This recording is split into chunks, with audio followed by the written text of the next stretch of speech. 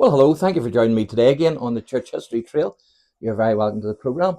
And where we are is we're in Brian's house here in Ballyduff. And Brian goes to our wee hall, the Ballyduff Belfast City Mission. And he's a big Western fan, as I'm sure you can see. And this here is off the Magnificent Seven. It's an old coloured Western back in the day. And on the left here we have Steve McQueen, and we have James Coburn. Burkhurst, I think is his name, or something like that. And that's Yul Brenner. And don't know who that one is. And this one here is Robert Vaughan. I'll step back a wee bit if I can, try and show you that a bit better. So that's Robert Vaughan. And then this one here, he's well known as well, who is Charles Bronson. So there you go, that's the Magnificent Seven.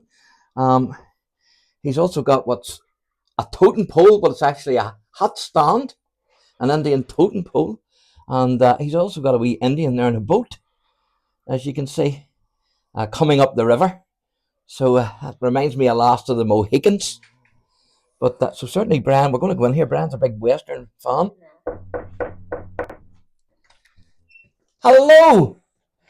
There's Brian's wee dog, Lola. Hello, Lola. Are you glad to see us, Lola? And I see Brian's wife, Margaret, has just done a disappearing act there. She's a wee bit camera shy. But this is Brian. Hello, Brian. How you doing? Brian, I believe you've got a few guns to show us. Now, just before we start, Brian, these guns aren't going to go off on me, are they? No. You should be well used in anyway. And they're all replicas? They're all replicas, except a couple of them are airsoft. Which means you can go and do the war games with them. Yes. I used to do war games myself in the American Civil War reenactment, of course. Did you? I did indeed. Used to have a three-band Enfield, which was Indian pattern, of course. But it fired black powder, so that had the percussion cap musket. They're all black powder. Uh-huh. And they're all centre fire cartridge. Yes. And the rest are they're just ordinary cartridges. So what have we got here from top to bottom then? From here, you have the Colt pistol. It's called a pocket pistol by Colt. Yes. But so many sheriffs used it as a hideaway gun in their pocket that they called it the sheriff's gun. Yes. That's the pepper box, 1840 pepper box. Could you take that out and give us a wee look at that, Brian? I can remember them in the films. Now, the pepper box is all black powder. You load them the same as a musket. Uh-huh. If you pull the trigger, the hammer comes up and down and the barrel turns to the next.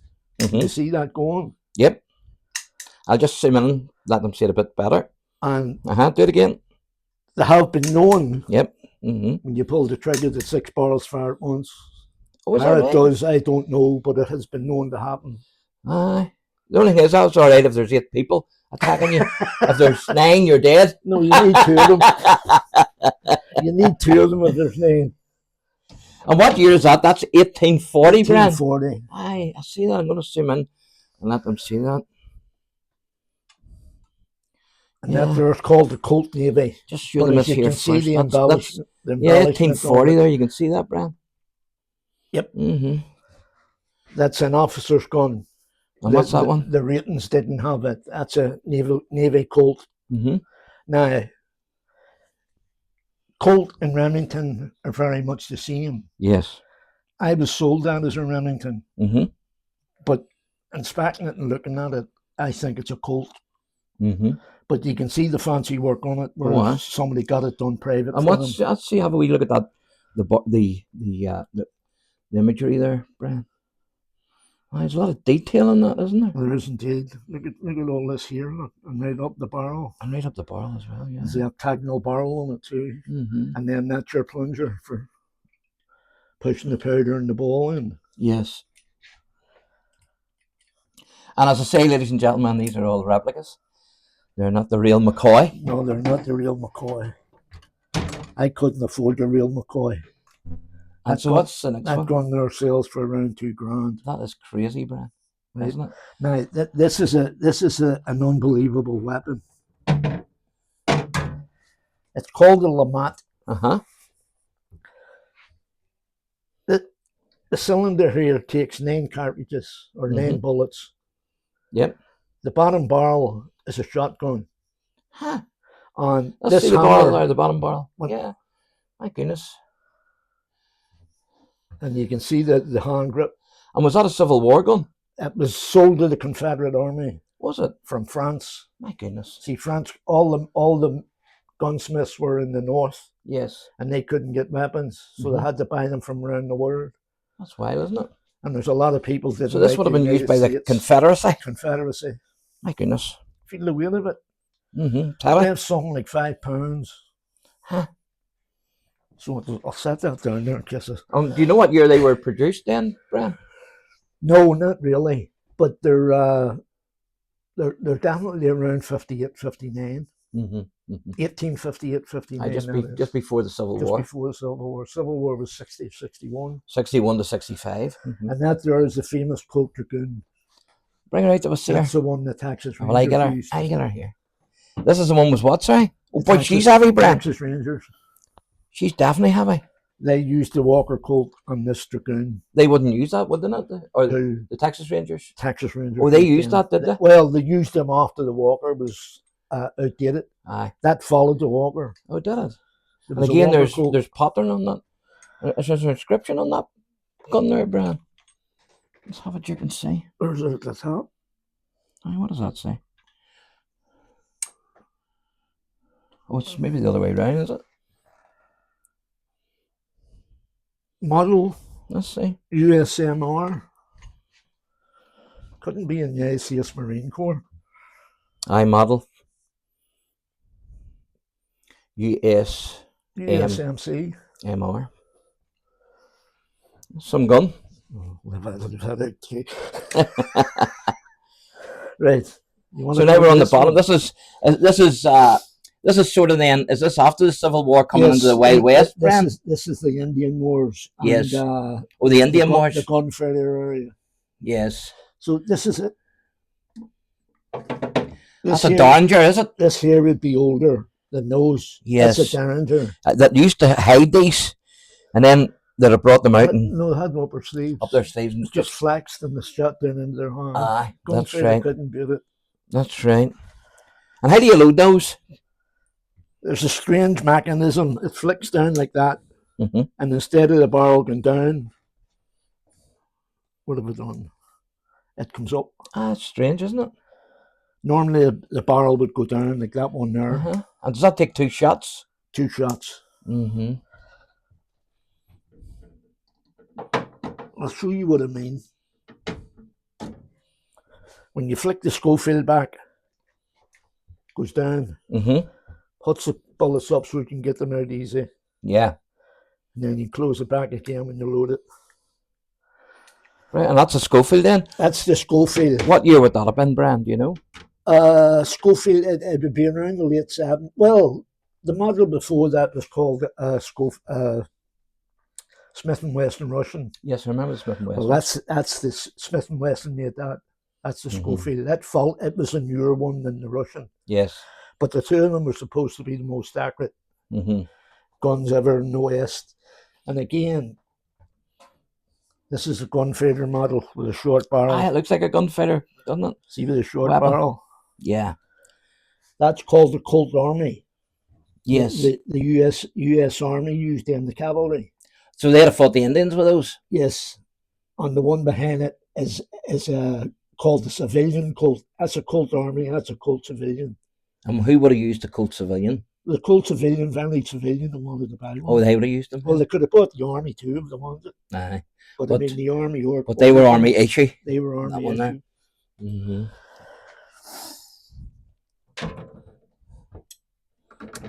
Now on the bottom there, Mark, you have... So these are more modern then, well, World War modern-ish, I, World War I. II. Yeah. That's the old British Webley. Yes, I think I've seen that in the museums. You push that, comes out the same way. Yeah. So they'd have fought the Germans with them? Yep. They fought, they were used from the First World War in 1855. And they were sold into, I think it was a 36 and a 38 cartridge. Brilliant. I see the dog's dinner there. That's my favorite gun of all time. That's the Colt 1911. And how do you cock that one, Brian? No, it's the same. Just back. But it's the same. It's the same thing as that there. You see the Germans sort of like guns, you know, where they click them back. That's a Luger. That's a Luger. Well, the Luger in the shop is in the shop at the minute. Him and I's talking about it. You're gonna get another I one. don't want to give him 160 for it. My goodness. And where did you get these, Brian? I have a license for banding. See the way you were in that American Civil War? You see, I'm in a reenactment for... Oh, yeah. Well, actually, for this here. You can do that here. But I had to have a license, you see, for a shotgun license for my 3-ball Enfield, which was a percussion capped musket, one loader. But you wouldn't need that now. And you had, because I was using black powder, I had to have See, you're not allowed to use black powder anymore. Oh, you don't allow you to use black powder? No. Well, you weren't when I was reenacting, I have to say. You had to. If anybody's reenacting, does not using shells. Aye. Well, obviously there was no shells in Civil War and French and Indian Wars, American Revolution. We were using so it was mostly my rifle was a 3-band percussion cap. I've seen some of the men photos of the Lee Enfield. Well, depending on what period you were doing, it was some of them would have used the matchlocks and the flintlocks. The matchlocks first, and then the flintlocks. That's where with the flintlock. That's where you get the term "flash in the pan." You only have flash in the pan. You get a flash in the pan. That's right. And then you've heard the term also of lock, stock, and barrel. Lock, stock, and barrel. That's from the gun. Come from? I never knew that. That's where it comes from. And then there's another saying. Sideburns. You've heard of people with sideburns. Oh, they're Civil War general. Yeah, that was General Burnside. Yep. He had big, thick hair at his sides. So they just reversed the name from Burnside. They called it Sideburns. So, did you show us the back one? You did, no? No, it didn't. The back one is just a fancy 1911. It is nice, as you can see. Yeah. I can't see what it says on it. Can you? It says Nighthawk. Oh, that's its name, Nighthawk. They call it the Nighthawk. It's a model of 1911. Mm-hmm. It's not really a First World War weapon because it's only recent. Ah, right, gotcha. You know, but it's the same exact thing. And you cock that the same way? Yep. Oh, aye. Aye. Mm-hmm. Or if you've already won in the spout, just pull the hammer back. And so you would obviously load that from the handle. What have I done that? There it is. Mm-hmm. Yep. And that the 1911's the same. And then how do you put that up there? Back in again. And that's it. Just push it in, and you just push that button to release it. Mm-hmm. Very good, Brian. I believe we're going upstairs now to see a few rifles. Right. Well, I was told you had some imitation swords as well. No, I hadn't. Well, let's put it this way: I haven't. Aye. But I did have. But you did have. Can you get that in, Brian? I got rid of all the swords. Oh, did you? Aye. Well, I'll leave them up here. Hello. How are you? Well, you good, doggy? You coming too, buddy? You coming? Come on. Come on up into Granny's Road. So I'll leave them up here. Brian, and then you can introduce these guns for us. Thanks very much for opening your home to us today. You are welcome, Mark. And to all the viewers. So this is pretty amazing, Brian. You see them all right in the light? Uh-huh. You want that light on? Aye, maybe put that light on. That made me stay late. Aye, no, it's spot on. So what have we got here? Right, Mark, this one here, the top one, is called a Sharps carbine. Simply because it could be carried on a horse. Yes. So cavalry would have used It that. actually hung from a soldier's belt. I've seen it in the films. Yeah. The westerns. Well, that hangs in that. Ah, yes. Right. Now, no, it's not there. I needn't tell you about that. That is 59. 5960. This here's the Henry. The Henry rifle. It came out in 1865. This man here, Colt made these, but the man here was called Henry. Yes. And he developed this cocking system. Where Colt couldn't get it to work. Yes. So they bought his own company. Could you show us that in operation, maybe? Well, I'll show you this one. Aye, that'll do.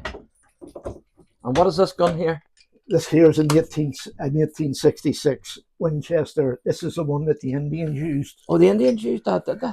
That's the ones they were using when the cavalry was using them. Yes.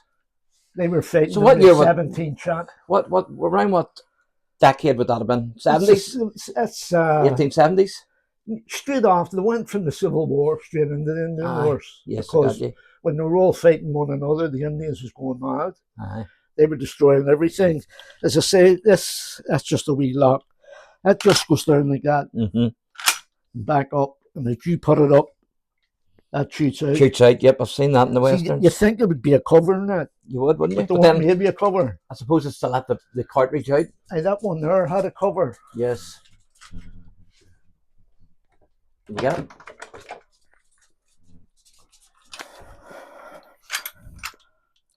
Yes. See where that came forward?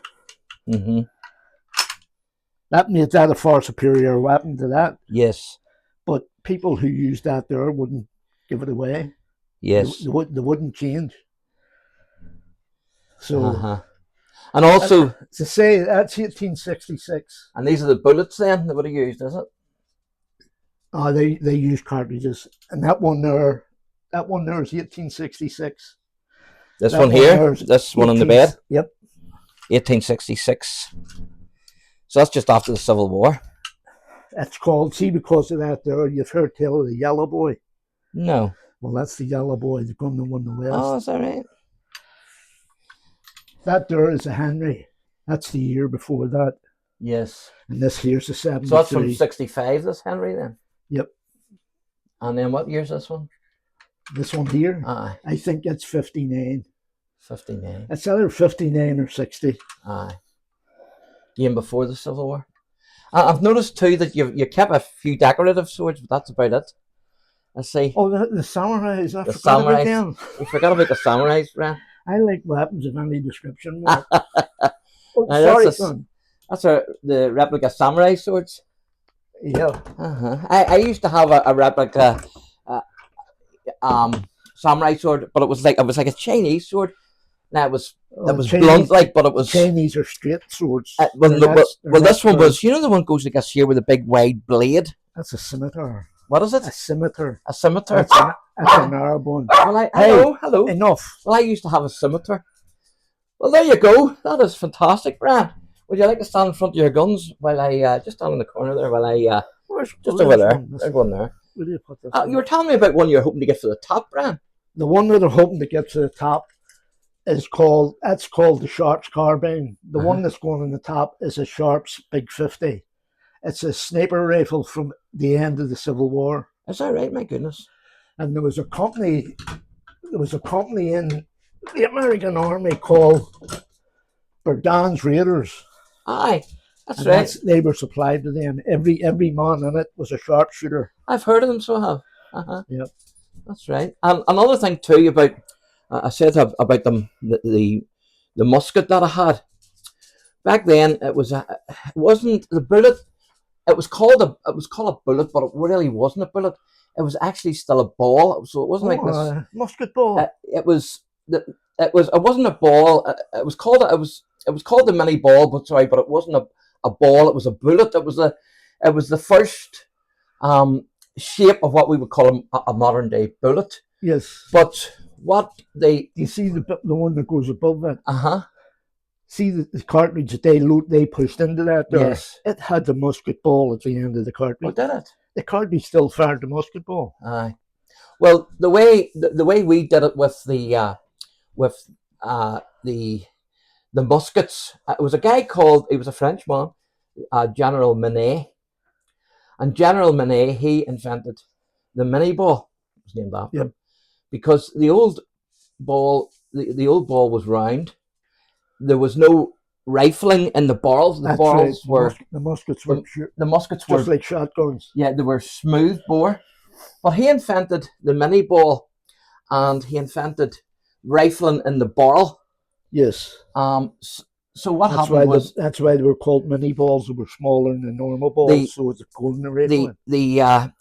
The bullet itself, the mini ball itself, even though it wasn't a ball, it was really a bullet thing. It turned. Yeah, that's right. Turn in the barrel, velocity, and it actually gave it more speed and accuracy as well. Well, you see the gun I'm telling you about to the top. Yes, there was a famous fight with there was a Comanche leader called he was white, Quanah Parker, and he had a fight at a place called Adobe Walls. Yes, and there's a guy called Billy Dixon. And he shot an Indian off his horse at 1,500 yards. My goodness. With that big 50. Is that right? Yeah, they measured it after the battle. They measured the distance. 1,500 yards he shot him from. Yeah, that's amazing, isn't it? So it's amazing at that time, like 1800s. Yeah. And I mean, there's rifles today won't do that. Yeah. And as I say, the reason they were actually using during the Civil War, they were using Napoleonic tactics with what was really the start of modern warfare. So, back in the day with the ball, no rifling in the barrel, they lined up, and hopefully, if you have 100 shots, hopefully maybe 20 shots will hit their target. But with the mini ball, it was more accurate, so more people were being killed. That's right. But you see, the mini ball was like a pistol. It didn't have much further, not the mini ball, the musket didn't have much further range than a pistol. Now, I don't know if you've ever heard of Robert Campbell.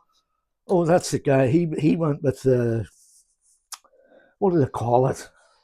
He was a fur trapper. He run a fur company. He did. It was in Canada. He had the what did you call it?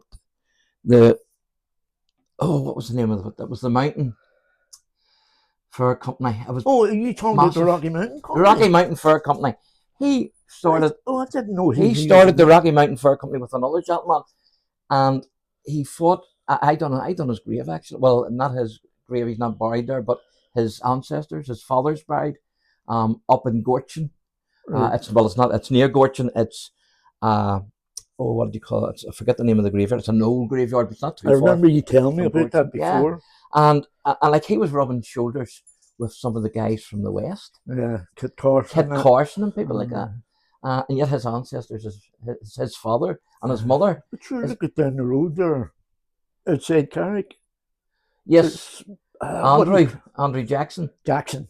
That's right. He became a president. Yeah, that's right. His ancestors are from there. And so also Robert's mother is buried with, he called his father Hugh Campbell. And the Campbell house is actually in the Ulster Maggot Folk Park. You can go in and have a look at it. But they lived in, where was it? This is the Sperrins you're talking about. This is the Sperrins. They lived up there. I forget the name of it. Plumbridge. Plumbridge, right. So they did. But so his mother's buried there. Now you called his mother Elizabeth. Her second name before, or first name before she was married, her surname before she was married was Buchanan. Right. Does that ring a bell? Buchanan. President Buchanan's sister.